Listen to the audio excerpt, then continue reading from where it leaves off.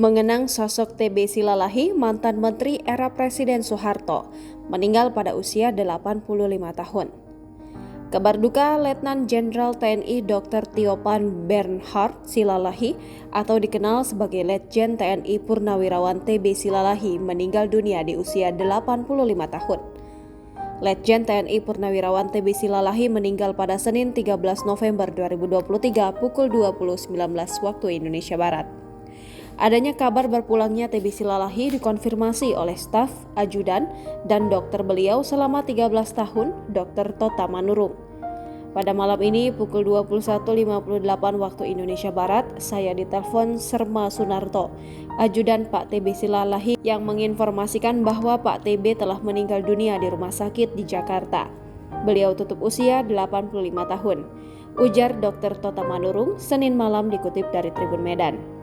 Dr. Tota Manurung yang pernah juga jadi Ketua Yayasan TB Soposurung mengatakan TB Silalahi merupakan sosok yang cerdas, keras, dan konsisten. Selama 13 tahun menjadi staf, ajudan, dokter beliau, dia adalah guru saya, mentor yang cerdas, keras, dan konsisten. Dia seorang nasionalis sejati sekaligus putra Batak Toba yang sangat mencintai tanah Batak. Visi beliau soal pendidikan dan pengembangan SDM Batak sangat visioner, sambungnya. Selain itu, lanjut Dr. Tota Manurung, TB Silalahi juga memiliki visi bahwa nasib bangsa Indonesia akan berubah hanya melalui pendidikan. Ia bahkan masih berkomunikasi dengan TB Silalahi pada Minggu 7 November 2023 soal masa depannya di bidang politik.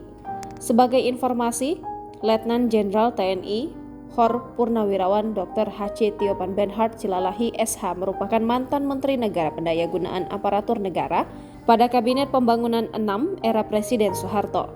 Lulusan Akademi Militer Nasional tahun 1961, TB Silalahi memiliki jabatan terakhir di militer adalah Asisten 1 Kasat dengan pangkat Mayor Jenderal tahun 1988.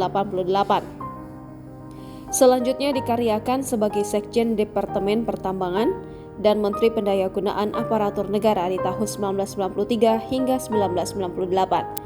Semasa hidup, ia juga mendirikan Yayasan TB Soposurung Belige dengan menciptakan asrama bermutu dan menjadi pilihan para pelajar dari sekolah menengah pertama di seluruh Indonesia. Setiap pelajar yang masuk dalam asrama ini akan sekolah di SMA Negeri 2 Balige. Museum Batak TB Silalahi Center juga dibangun untuk melestarikan warisan budaya Batak di antara budaya modern yang sedang berlangsung.